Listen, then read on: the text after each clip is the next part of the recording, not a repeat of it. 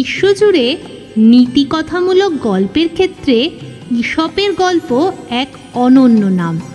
Greece দেশে এই গল্পকথক প্রকৃতই ছিলেন একজন কথাশিল্পী।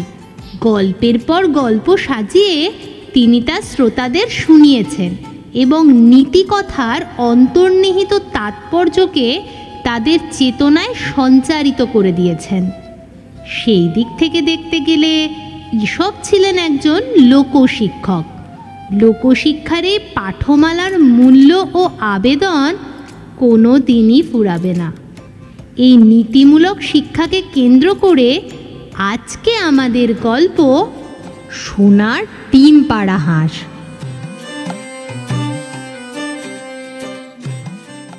এক গাঁয়ে বাস করত এক গরিব তাঁতি।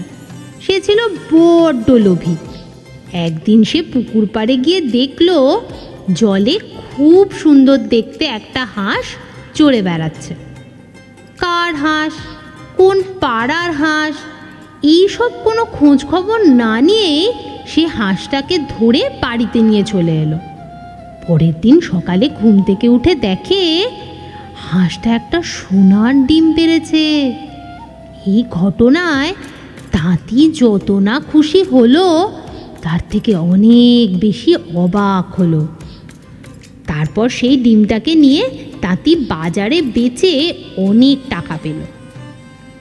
পরের দিন সকালেও একই ঘটনা, হাঁসটা আবার একটা সোনার ডিম পেড়েছে।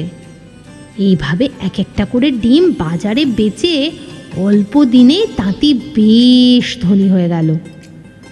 টাকা পেতে পেতে তার এত লোভ হলো, সে ভাবলো, আচ্ছা, যদি আমি রোজ রোজ ডিম না পেয়ে একই দিনে সব ডিম পেয়ে যাই, তাহলে তো ওটা বিক্রি করলে আমি আরও ধনী হয়ে যাব।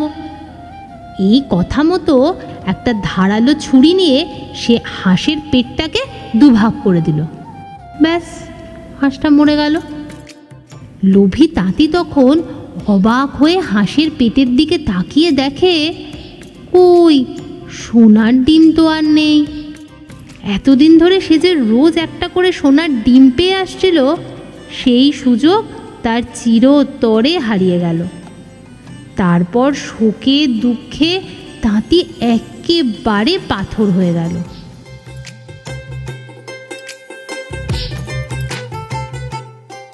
তাহলে বন্ধুরা, এই গল্প থেকে আমরা কি শিক্ষা পেলাম? অতি লোভে তাঁতি নষ্ট, তাই কখনো অতিরিক্ত লোভ করা উচিত নয়। আশা করি ঈশপের গল্প তোমাদের ভালো লাগছে। আর এমনই আরও মজার গল্প শুনতে আমাদের চ্যানেলটিকে ফলো করো এবং সাবস্ক্রাইব করে পাশে থাকো।